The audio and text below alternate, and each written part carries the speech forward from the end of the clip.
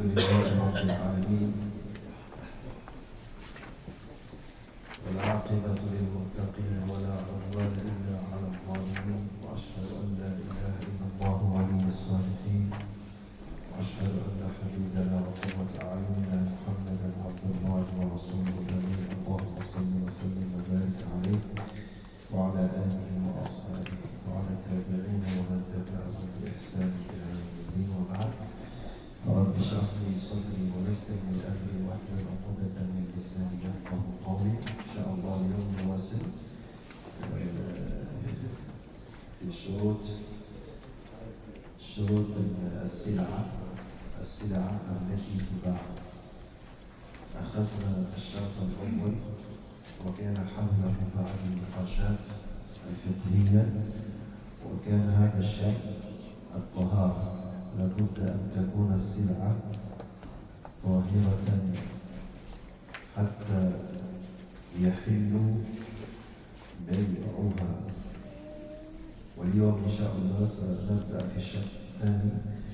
الشرط الثاني أن يكون منتفعا به. Donc les semaines passées, nous avons déjà parlé autour de la première condition. La première condition pour que la marchandise soit halal, la marchandise qui se trouve dans les boutiques ou bien qui s'échange entre les personnes musulmanes. La première condition pour que cette marchandise-là soit halal, il faut que la marchandise soit pure. Donc nous avons beaucoup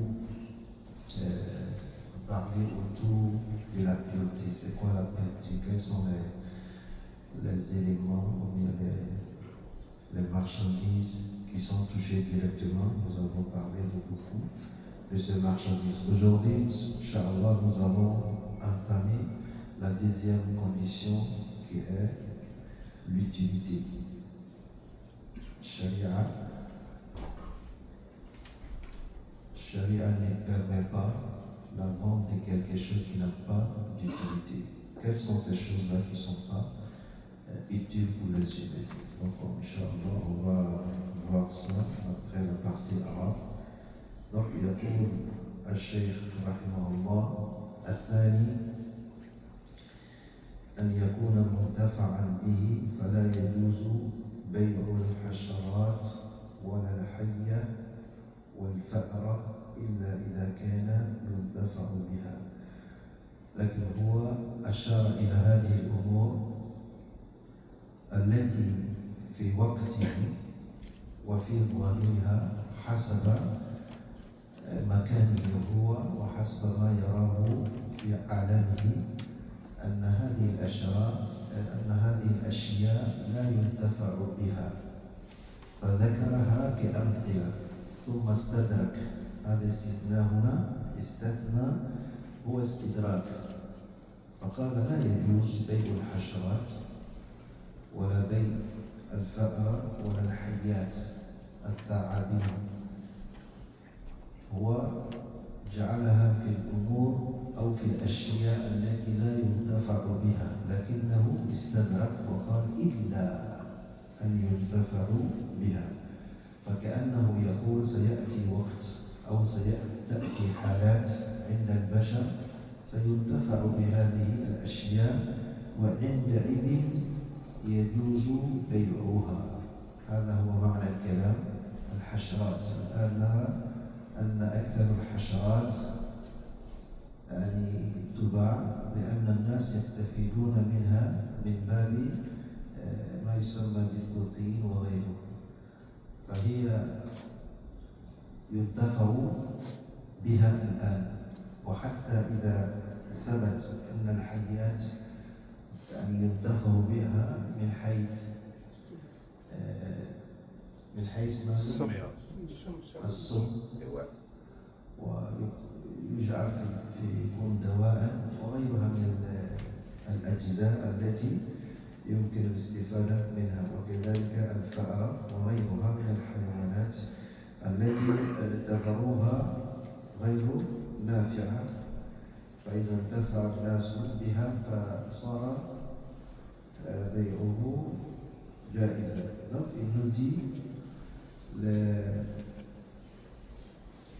les marchandises, généralement ce sont les animaux et autres.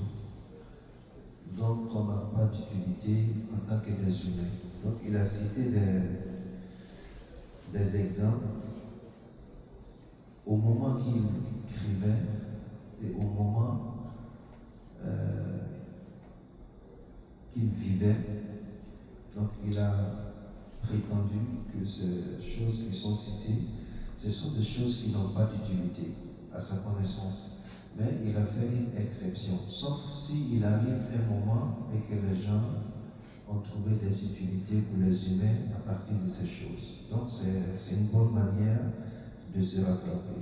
Il dit des insectes par exemple. Tu peux lire en français? Tu as le micro?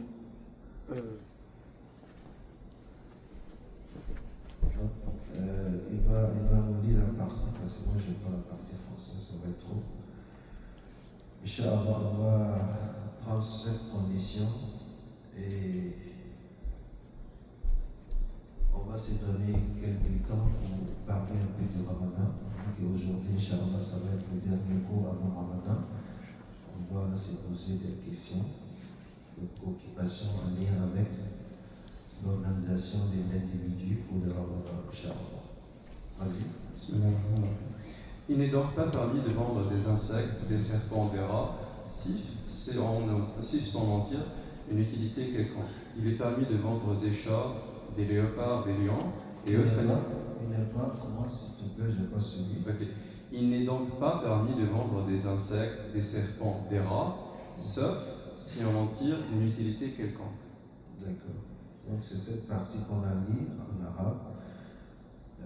Il a cité les insectes, les serpents et les rats, sauf là il fait une exception de ce qu'il a dit. Si à un moment donné on a trouvé des utilités quelconques pour ces choses, et c'est ce que j'ai dit. Maintenant, il y a beaucoup d'insectes qui sont élevés. Il y a l'élevage des insectes, il y en a partout. Il y a des gens, même ça fait partie de leur activité principale. Donc il y a beaucoup d'utilités. Ceux qui sont dans le tunnel, ils le savent. Il y a des mouches qui sont élevées maintenant. C'est comme. On n'a jamais pensé que ça pouvait. Même les moustiques, des fois, sont élevés. Il y a même des fermes de cafards. Oui, les abeilles. Des fermes de cafards. Oui. Les abeilles. Non, les abeilles, c'est. Même lui, il parle des abeilles qui sont.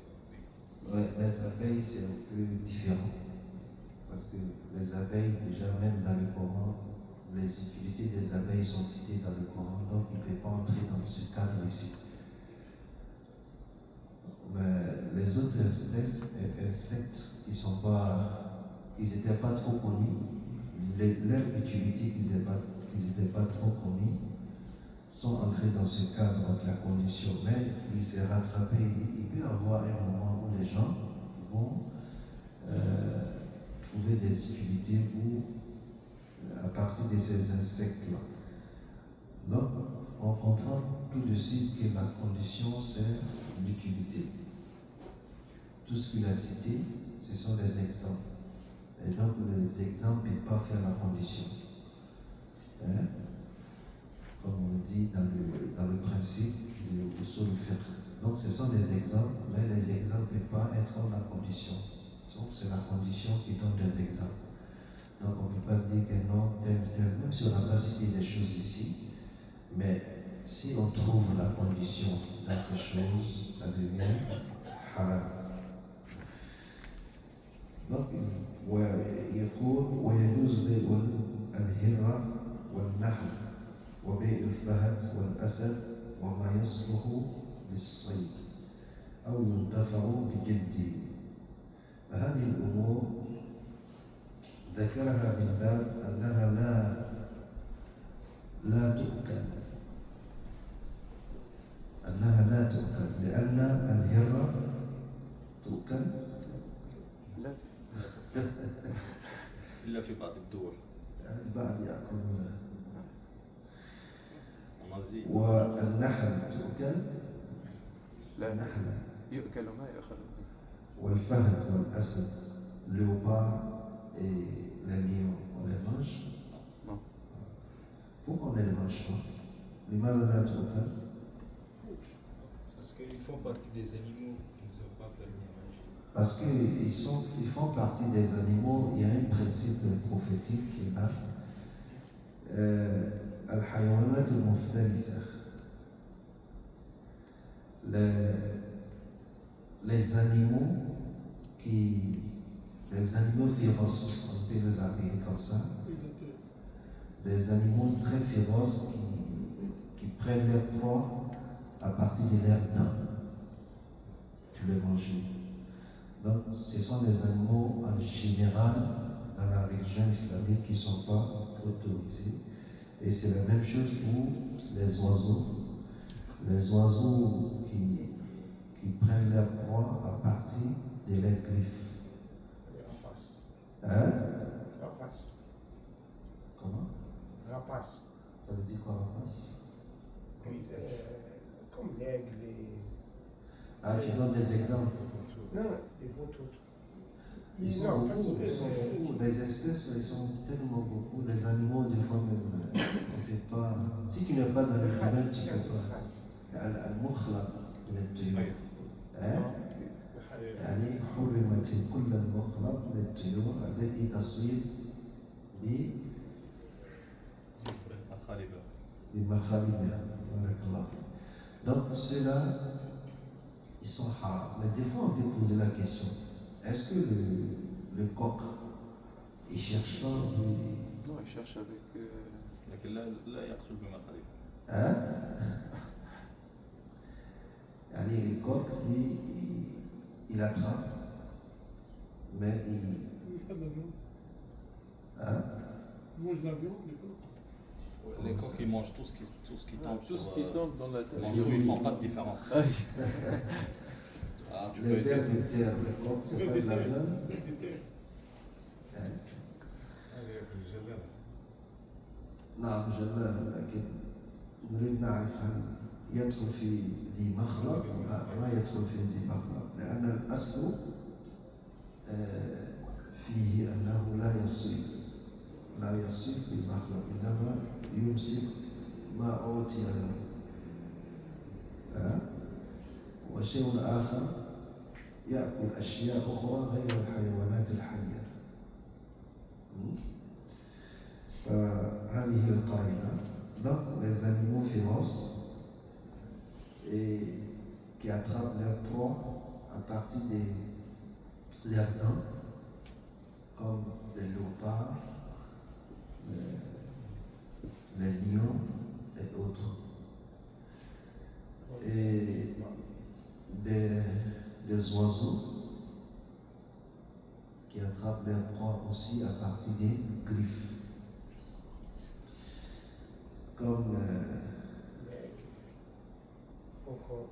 je peux me rappeler des parents. Parents, c'est Al-Taous, Al-Babbara, le perroquet. C'est ça, il a donné comme des exemples. Mais il y en a beaucoup. Hein? Oui. Il est permis de vendre des chats, des léopards, des lions et autres animaux dont on se sert pour la chasse ou dont on utilise la peau.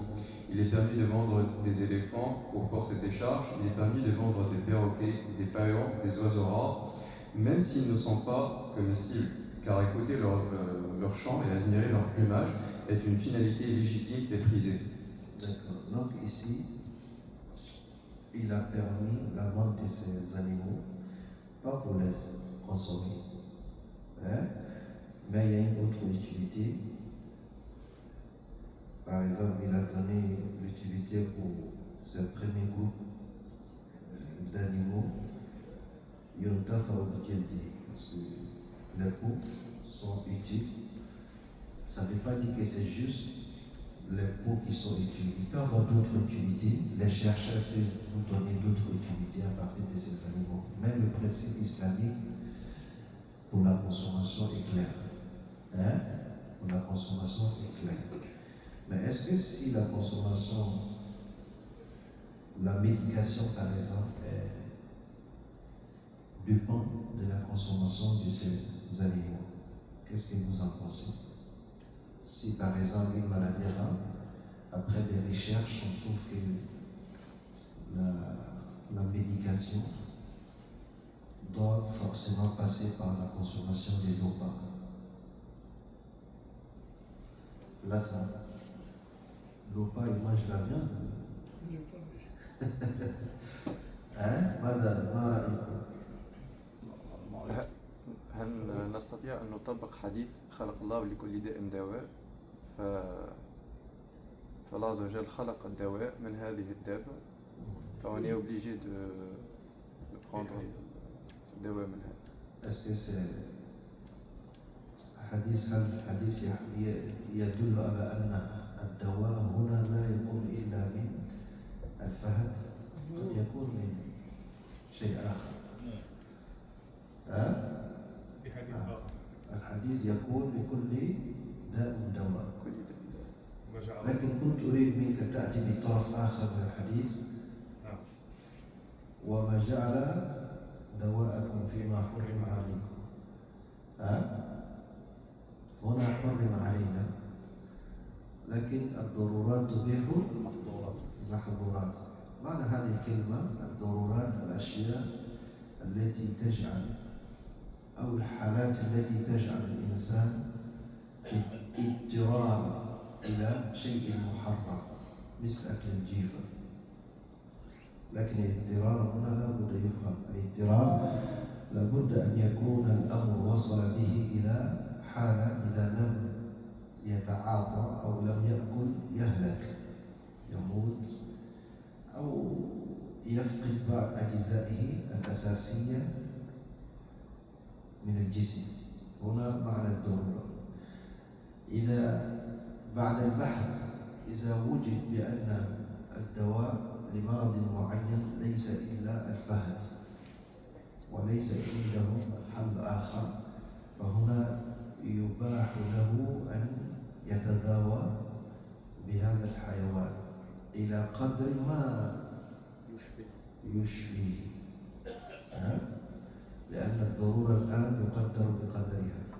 لكن بعد البحث،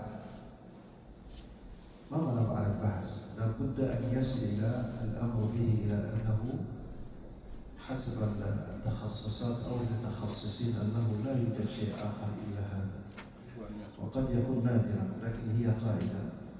C'est un principe. S'il arrive qu'il n'y a pas d'autre solution, après les recherches, après les avis des experts, que c'est le LOPA, la consommation de LOPA qui est sceptique à guérir cette maladie, et sachant que le LOPA, la consommation est interdite. Donc la personne se trouve dans un cas de force majeure, il est dans une nécessité. Donc on lui permet de prendre jusqu'aux limites, il y a la limite de son besoin. Pour que soit guéri. Barakallahu fik. Est-ce qu'il est autorisé d'avoir des léopards pour la peau aussi? Comment? Est-ce que c'est autorisé aussi pour la peau des léopards? Oui. Qu'est-ce qui est autorisé? La consommation? Non, ça. Non. La peau du léopard, la Oui, vente de la peau du léopard. la question c'est par rapport à la peau. Pour consommer la peau? Non, la peau, comment de la peau? On veut savoir est-ce que c'est autorisé. Il a dit, est-ce que c'est autorisé de l'acheter pour utiliser la peau? Oui, c'est ce qu'on a dit. Il y a ce qui est interdit, c'est la consommation. Et quand il y a une utilité, si tu veux utiliser la peau, on regarde est-ce que c'est pour la consommer. Si c'est pour la manger, là c'est haram. Mais si c'est pour faire autre chose que la consommation, ça rentre dans ma yunfa'u bihi. C'est ça la question, parce que Oui, des fois c'est les bizarre. questions ne sont pas trop claires. C'est bizarre, la peau, mais si on va autoriser la peau, donc on va attaquer tous D'accord. les animaux prédateurs. Mais soyons plus clairs. On utilise la peau dans quoi, par exemple? C'est pas pour des motos, je sais pas pour. C'est pas. Ça veut pas. Est-ce qu'on a cité ces animaux-là parmi Nadiasat? faut faire la différence. Par exemple, quand si tu m'épargnes de la peau du porc, ça automatiquement c'est haram, parce que ça fait partie des najasat. On ne peut pas porter ce qui est najis. يعني في ذات Même pour ces autres animaux ne sont pas najis. Ils ne sont pas najis. C'est pourquoi vous allez voir, on a parlé un peu desquels. Lequel fihi khilaf. Est-ce que najis ou tahir? après il faut parler. Hein? C'est ça. Donc la peau, c'est pas najis. Donc si c'est une utilité pour transformer ça en manteau, il n'y a pas de problème. Hein? La peau ou bien de chaussures, il n'y a pas de problème. Mais si c'est pour la consommation, là, il y a un problème. C'est pas autorisé. Parce que ça ne fait pas partie des najasat. On a dit la première condition c'était un najasat, l'impureté. Ici, on parle de l'utilité. S'il n'y a pas d'utilité, il n'est pas permis. Mais s'il y a utilité, donc, l'utilité, ça peut être beaucoup de choses. Vous voyez? ويجوز بيع الفيل للحمل. الفيل les éléphants. ويجوز بيع الببغاء والطاووس والطيور المليحة الصورة. الطيور التي تسر الناظرين كما في بقرة. لها بقرة سر الناظرين لها قالوا ادع لنا ربك يبين لنا ما هي قال إنها بقرة صفراء لا لا ذلول تسير الأرض ولا تسقي الحرث.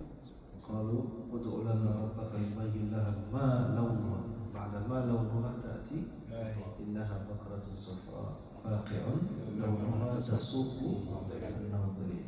إذا نظرت إلى هذه البقرة يعني النظر يسر. C'est beau à voir. هو نفس المريحة الصورة. المريحة الصورة, c'est des oiseaux qui sont des oiseaux rares, et quand tu les regardes, ça te plaît. Donc ces gens des oiseaux qui peuvent être des oiseaux qui chassent avec les griffes. Donc ces gens des oiseaux, on peut les vendre par l'utilité, autre utilité. Ça peut être un riche, les plumes. Hein? On peut utiliser les plumes dans beaucoup de choses. Même si on ne les consomme pas, وإن كانت لا تؤكل. Donc هل يجوز حبس هذه الطيور؟ تحبسه لماذا؟ ما للنظام.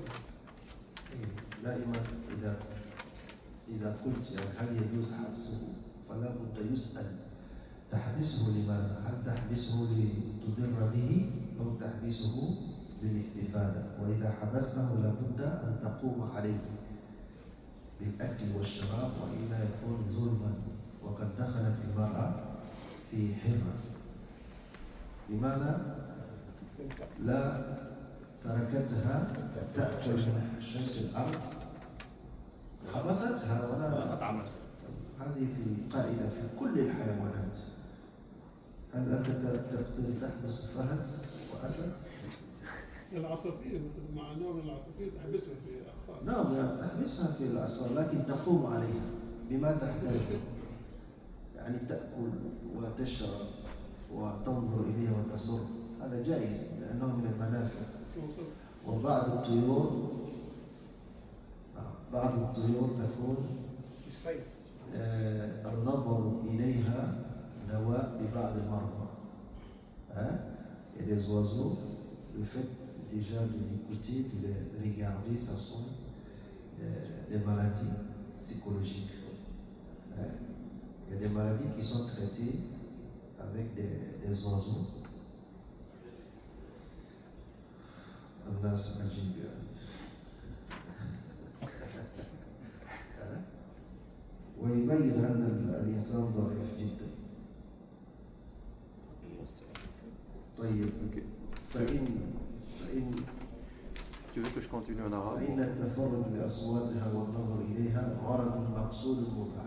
right? يعني انظر إليها وتسمع الصوت هو غرض مقصود مباح فيدخل في باب الانتفاع فيجوز بيعها إليه. Donc on va lire la partie en français. Quant à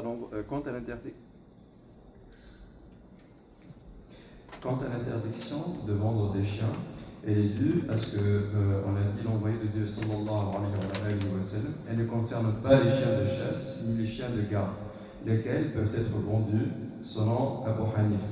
Pour Ata al-Nakha'i, il n'est permis de vendre que les chiens de chasse à cause de l'interdiction émise par l'envoyé de Dieu sallallahu alayhi wa sallam de vendre des chiens sauf les chiens de chasse.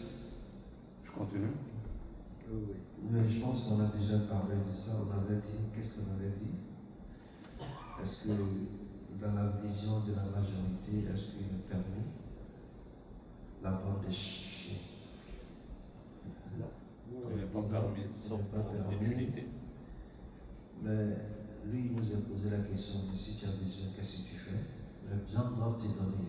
S'ils doivent se donner, sauf si tu es dans un cas de besoin majeur, par exemple pour l'agriculture, ou la gare ou autre, et que tu n'as pas trouvé lui qui te donne.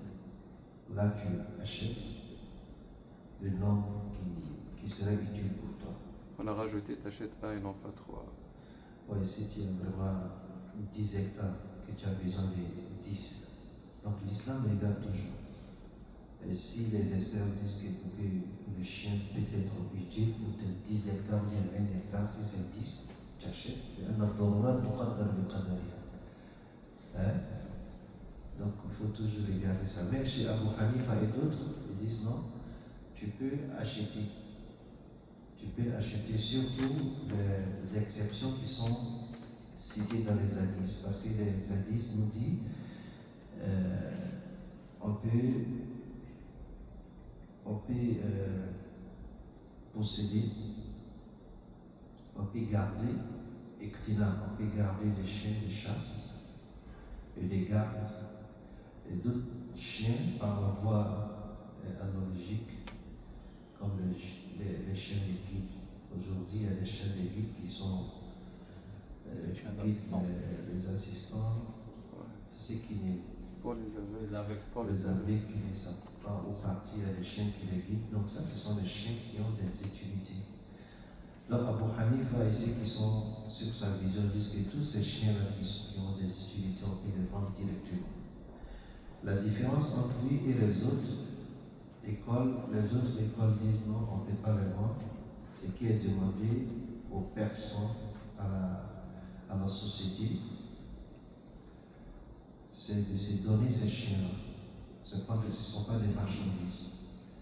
Mais si quelqu'un se trouve dans un besoin et qu'il n'y a personne pour lui offrir, là, il va lui acheter. Donc c'est ça la différence entre les deux. Vous avez, ces chiens guides sont tous des chiens noirs. Oui. Ces chiens guides sont tous des chiens noirs. Subhanallah. C'est des chiens guides. Pas forcément. Pour la plupart, là. Non, pas forcément. Parce que quand tu dis ça, c'est comme tu donnes un principe. Parce que Sharia, quand il y a quelque chose qui est haram, et si quelqu'un vient te présenter la même chose, du chien noir, c'est haram, donc voici, j'ai pas d'autre chose, sauf chez moi pour faire ce travail. Là, ce chien-là devient fibab et dororat tobeh al-mahadurat. Mais quand tu dis tout chien qui fait ce travail sont des chiens noirs, il faut que tu envoies des prix parce que tu donnes une fatwa. Je le vois, ce que je le vois. Ouais, mais العلم لا يقتصر على ما عنده أنت. ها؟ علم العلم ليس علما بلا دليل. بارك الله فيك. Ça c'est une قاعدة. عدم العلم ليس علما بالعدم. عدم العلم, je ne savais pas, ou bien j'ai vu. Ça ne veut pas dire que la chose s'arrête sur ce que toi tu as vu, ou bien sur ce que tu as connu. Au fond, quand on le dit, barakallah fik. Mais tu as des problèmes avec quel race?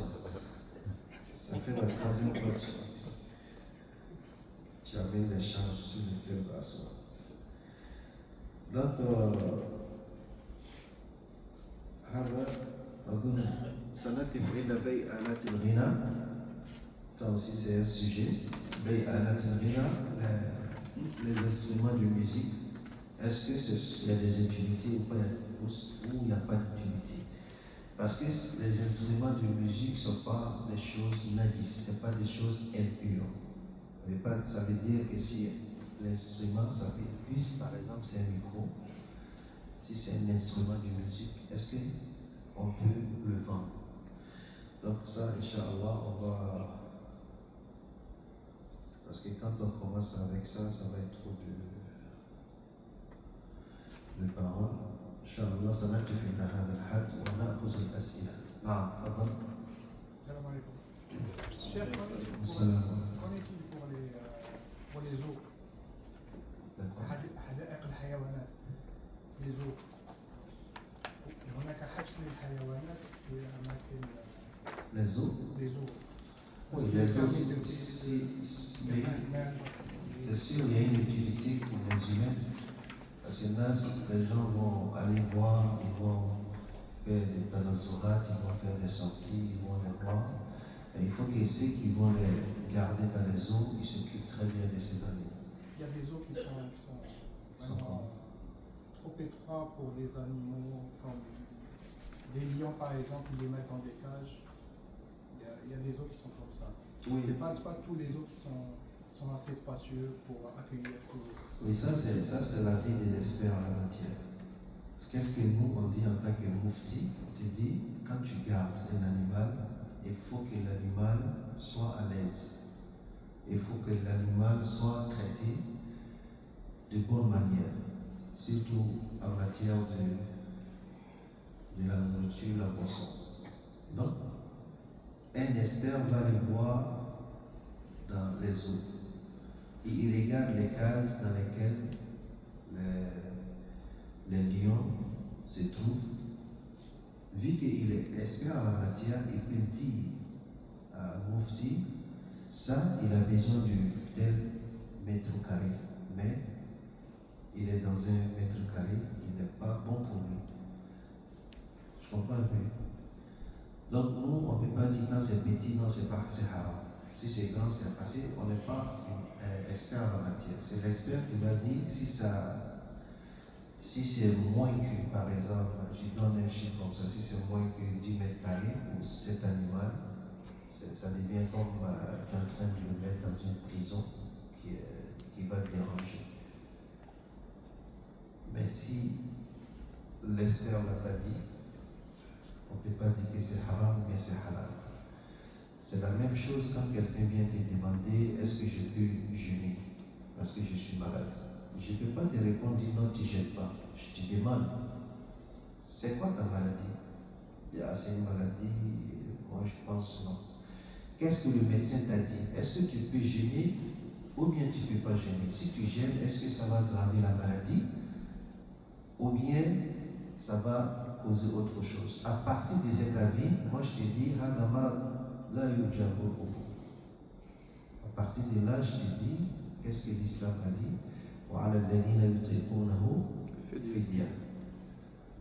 C'est quand on se fuit à ce que la personne dit, peut-être lui-même, il n'a même pas compris ce qu'il a, donc tu donnes fatwa khad. Donc c'est la même chose, là, les eaux, quand on dit c'est petit, c'est pas petit, est-ce que l'espace pour un lion, c'est la même chose pour l'espace pour un éléphant par exemple, ou bien un serpent? Donc ce sont des experts en la matière qui peuvent situer à l'ulama pour qu'ils disent que non, ça il faut changer, ça il ne faut pas changer. Hein? طيب الآن في رأيكم كيف يعني واحد يرتب نفسه ويهيئ نفسه للدخول في رمضان؟ رمضان oui, ما في شيء. كيف؟ On va acheter de la viande et On va acheter la viande. Il va acheter la viande. La viande, c'est pas Ramadan. Hein? Parce que quand on parle de Ramadan, il vient de me dire ce que les gens font. Et c'est pas ce que les gens doivent faire. On n'a pas dit que c'est haram de se préparer côté nourriture pour Ramadan. Mais il y a un côté qui est plus important que le côté nourriture. Parce que il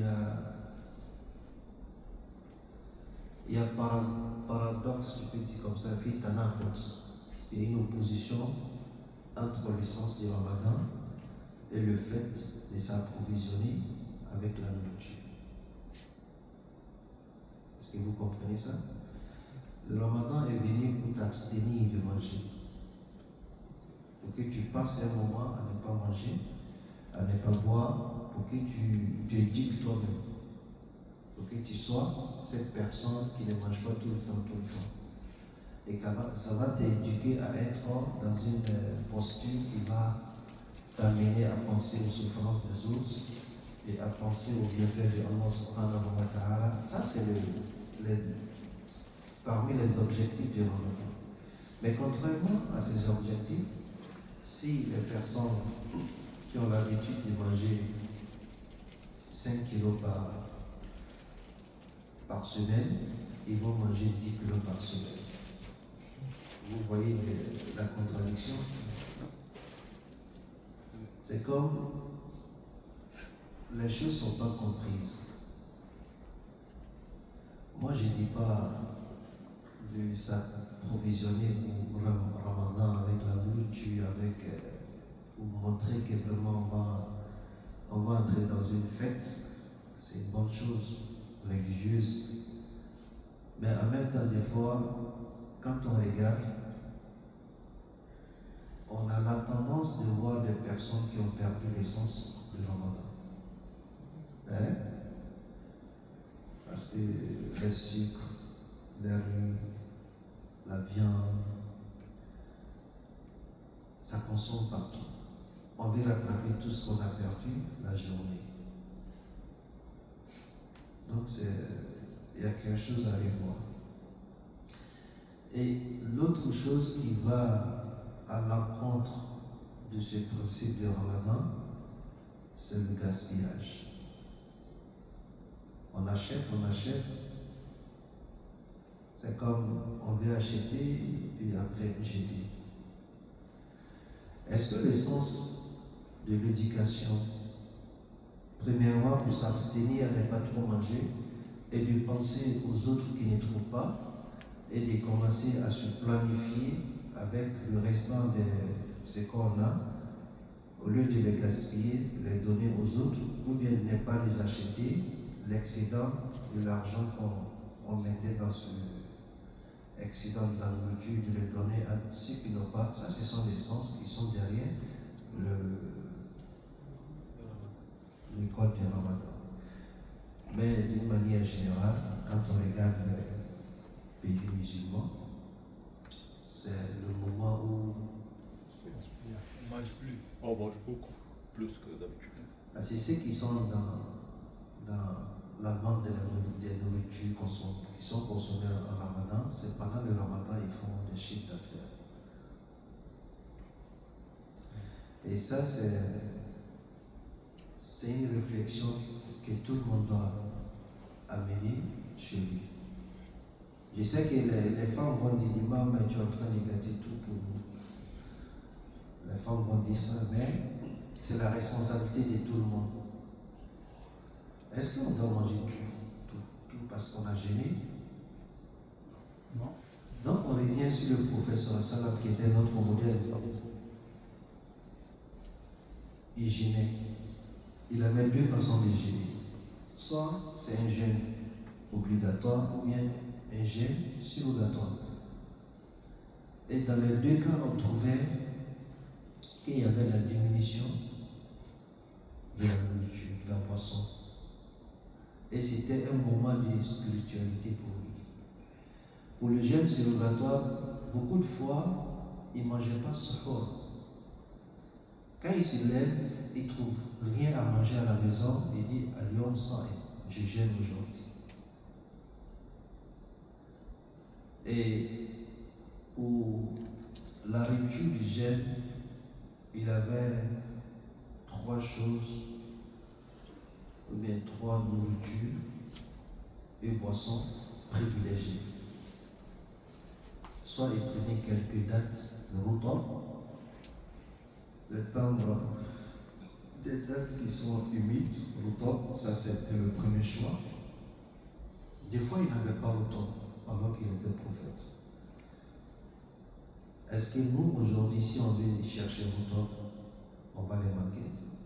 On a des rutab, on a des tangos, on a des fruits, on a des... tout sur la table. C'est comme on s'apprête pour une bataille contre la nourriture. Il arrive un moment où puis on est là, la famille est là, lui-même qui veut rompre le jeûne, il ne sait même pas où il va commencer. Donc il y a une réflexion ici à faire. Et il va se faire perdre des fois des récompenses parce que tout le temps il va choisir ce qu'il est. Alors que c'est dans un cadre de culte, dans un cadre d'adoration. Lui qui passe les 30 jours à manger, toi c'est quel fruit tu manges? Oui, Hein? tout. Tu manges tout? Tous les fruits, les oranges, tout. Orange. Parce que le premier exemple, ça veut dire que c'est lui qui emporte sur les autres. Donc les oranges, au lieu de prendre au top, il va manger orange les 30 jours. Donc la récompense qui vient avec le choix du Routop, il n'a pas. Hein? Il a les moyens. Il y a Routop qui est là, mais vu qu'il aime orange, lui, il veut combler le vide.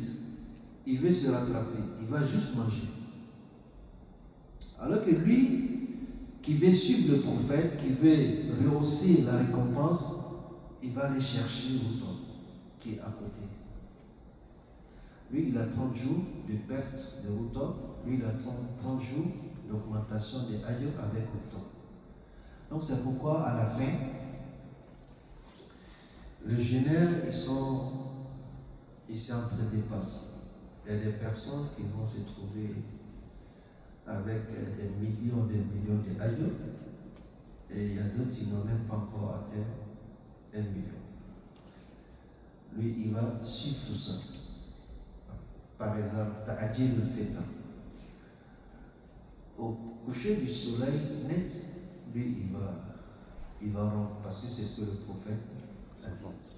Mais l'autre, il va dire, ah non, je vais prendre un peu de temps, peut-être je vais prier, après je vais manger.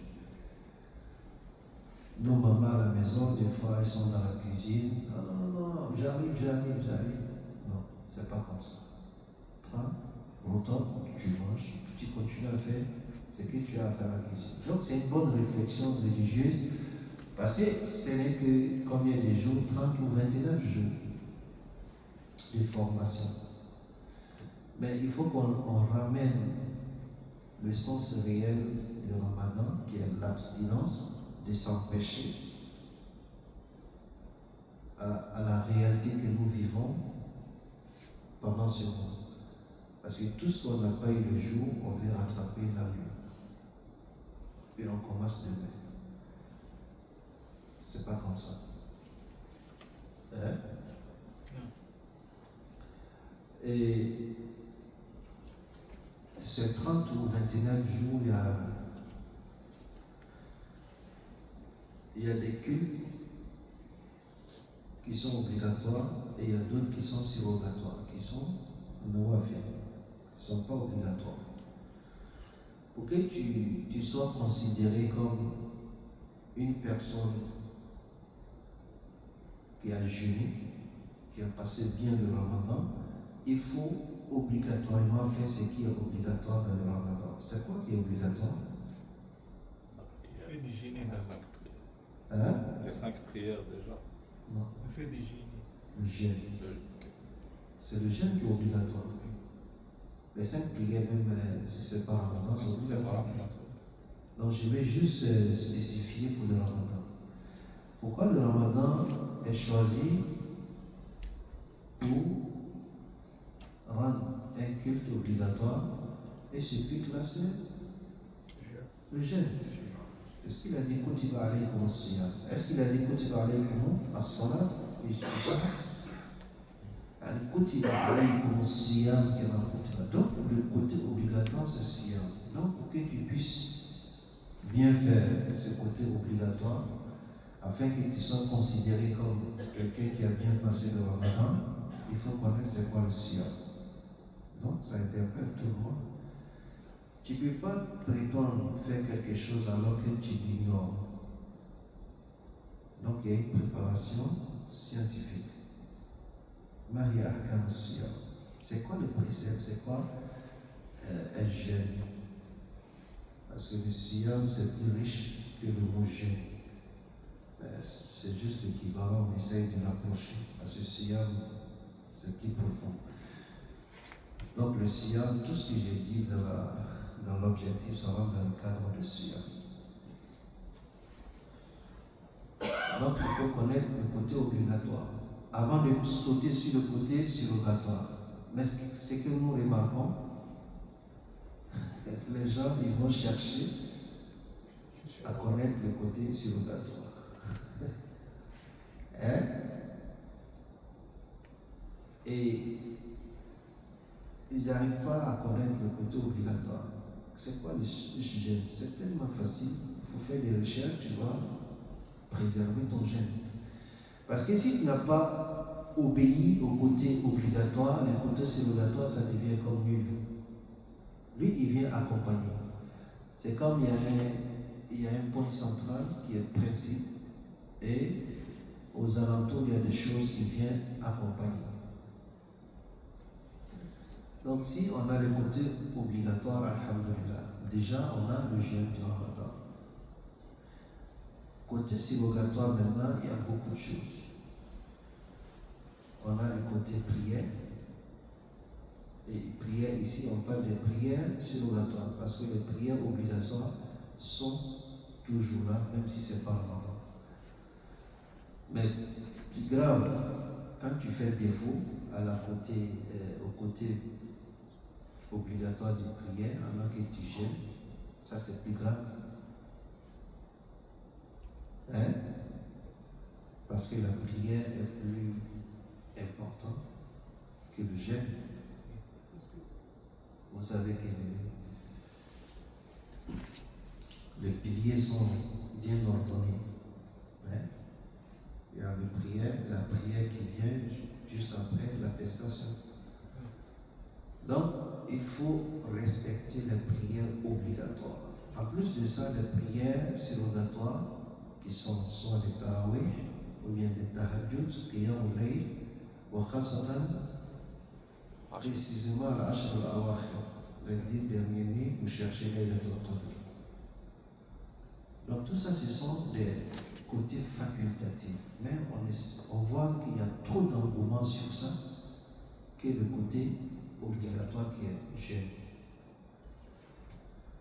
Et il y a d'autres, au lieu de passer ces 30 jours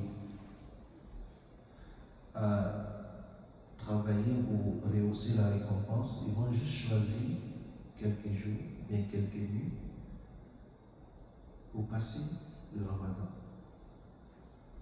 Soit il va choisir une fin de semaine, il va juste venir faire tarawih, les autres jours ça devient comme des jours ordinaires. Ou bien d'autres même c'est juste Laylat Saba wa Ishrin et hier, vu le Ramadan c'est Laylat Saba wa Ishrin, comme si c'est clairement que c'est Laylatul Qadr. Non? Parce que depuis le temps du prophète, les gens ont toujours essayé de dire que c'est Layla. Ça peut être Saba wa Ishrin, mais il n'y a jamais quelqu'un qui a pu confirmer 100% que c'est ça. Non? Pourquoi on veut toujours amener notre Ramadan pour un seul jour? Il y a côté l'organisation de la lecture du Coran. Parce que le Rasoul sallallahu alayhi wa sallam, كان جبريل يأتيه يدرسه القرآن. Il avait la visite de Jibril pendant le Ramadan ou la révision du Coran. Et il y a le côté de charité. كان كريما لكن في رمضان كان أكرم يعني كان كرمه بالريح المرسلة. Donc tous ces côtés, il y a le côté al-awrad al-shar'iyya, al-adhkar. Donc même si on est occupé, on sait qu'on travaille, on a notre programme. On a tous des programmes où on travaille, il y a des grilles. Qu'est-ce que tu dois faire, qu'est-ce que tu dois faire. Là, quand tu travailles, il y a des grilles, tu dois remplir. Ça, j'ai fait ça, j'ai fait ça, j'ai fait ça, je dois faire ça, lui, il doit faire ça. C'est une organisation. Mais comme il y a des personnes pendant le Ramadan se donnent ce genre de grilles, à partir de telle heure à telle heure, je dois faire une lecture de Hizb ou bien Juz. Je dois faire tel dhikr. Je dois apprendre aux enfants tel dhikr. Quand tu rentres dans les maisons, c'est comme tu ne vois pas. Ça, c'est l'organisation. On est tellement organisé dans les affaires modernes qu'on oublie que les affaires de l'au-delà doivent être organisées. Alors que l'islam, j'ai fini avec ça, l'islam, quand tu regardes, c'est une religion de l'organisation. Une religion de l'organisation. Quand tu regardes les 5 piliers, il y a une sorte d'organisation. Pour commencer, pour être musulman, il faut que la personne nous dise ce qu'il ressent dans son cœur. C'est une forme d'organisation. Si vous avez dit que je suis musulman, je n'ai pas besoin de vous dire, je le fais pour Dieu, non? Comme il y a des personnes qui disent non, c'est un iman fil qalb, je n'ai pas besoin de vous dire, non, ça ne marche pas. C'est une organisation dans laquelle tu dois dire aux musulmans que tu crois à Allah subhanahu wa ta'ala. Si tu ne rentres pas dans cette organisation, on ne te considère pas comme un musulman. Par conséquent, on ne va pas te marier notre fille. On ne va pas t'enterrer dans nos cimetières, et etc., etc. Il faut que tu le dises. Mais si tu le dis avec nifaq, ça c'est autre chose. Ça c'est un toi, mais en tant que des humains, il y a une forme d'organisation. La prière, il y a un imam qui s'arrête. C'est organisé 5 prières. Chaque prière a un nombre précis. C'est ce qu'on doit dire dans la prière. Tout ce qui se fait, c'est ça. Ce sont des formes d'organisation. Mais on voit que c'est la communauté qui est plus désorganisée que les autres. Hein? La zakat, c'est une organisation. Ce n'est pas demander à tout le monde quand tu atteins certaines conditions. On te demande. Et ce que tu dois donner est connu. Tu dois donner à tout le monde, non. Tu dois chercher les 8 personnes qui doivent prendre la zakat. Donc, c'est quoi? C'est une organisation. Le Ramadan, est-ce que chacun a son Ramadan? On nous ramène tous à un mois pour qu'on l'organise ensemble pour donner l'unité de la communauté. Est-ce que tu dois commencer le jeûne quand tu veux? Non. Il y a une discipline, tu dois commencer à partir du quand et tu termines à partir du quand. Et qu'est-ce que tu dois faire? Qu'est-ce que tu ne dois pas faire? C'est une organisation de grille. Le Hajj, il y a un moment, et tout ce que tu dois faire. Donc l'islam, c'est l'organisation. Mais quand on n'est pas organisé, on reste comme on voit actuellement. Allahu musta'an. طيب نكتفي بهذا. صلى الله على سيدنا محمد وعلى اله وصحبه وسلم. سبحانك اللهم وبحمدك نشهد ان لا اله الا انت نستغفرك ونتوب اليك واخر دعوانا ان الحمد لله رب العالمين. والسلام عليكم ورحمه الله وبركاته.